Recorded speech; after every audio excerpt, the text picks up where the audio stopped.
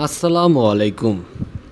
আপনি passport apply করেছেন, ছবি এবং ফিঙ্গারপ্রিন্ট দিয়েছেন, কিন্তু সিগনেচার করতে যেয়ে অর্থাৎ স্বাক্ষর দিতে গিয়ে আপনার ভোটার আইডি কার্ডের সাথে পাসপোর্টের স্বাক্ষরটা মিলে নাই, অথবা আপনি ভুল স্বাক্ষর দিয়ে ফেলেছেন, অথবা আপনার কোনো অক্ষর মিস্টেক করেছেন, সেক্ষেত্রে কি পরবর্তীতে কোনো সমস্যা হবে?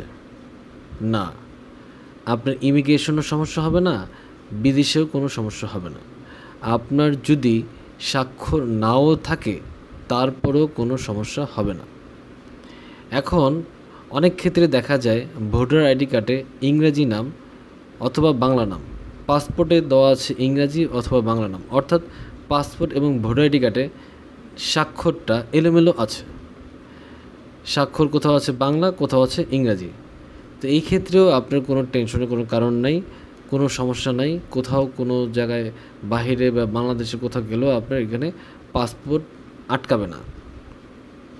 ধরুন আপনার পাসপোর্ট আবেদনের ক্ষেত্রে আপনার স্বাক্ষর দিয়েছেন এলোমেলো করে, দেখা গেল যে আপনি স্বাক্ষরটা, আপনি শিক্ষিত লোক কিন্তু স্বাক্ষরটা হয়ে গেছে 4 পাশে বা 3 পাশের মানুষের মতো, অর্থাৎ স্বাক্ষরটা একবারেই নর্মাল, কিন্তু আপনার ভোটার আইডি কার্ডের স্বাক্ষরটা খুবই স্মার্ট, অর্থাৎ খুবই সুন্দর একটা স্বাক্ষর, দেখা যায় যে আপনি খুব হাই লেভেলের একজন ব্যক্তি বা আপনি খুব শিক্ষিত পার্সন এরকম বোঝায়। তো সেক্ষেত্রেও কোনো সমস্যা হবে না। তো আমরা নিশ্চিন্তায় পাসপোর্টের যে সিগনেচারটা কী দিয়েছি না দিয়েছি এই বিষয়ে যদি আপনার কোনো দুশ্চিন্তা থাকে তাহলে দুশ্চিন্তা করার কোনো কারণ নাই।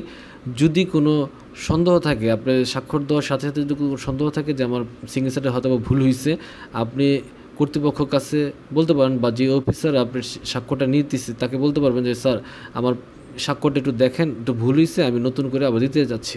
আপনি সেটাও করতে পারেন। এই ছিল আজকে আমাদের আলোচ্য বিষয়। পরবর্তী পর্ব দেখার জন্য আমন্ত্রণ রেখে আজকের মতো এই পর্ব এখানেই। আল্লাহ হাফেজ।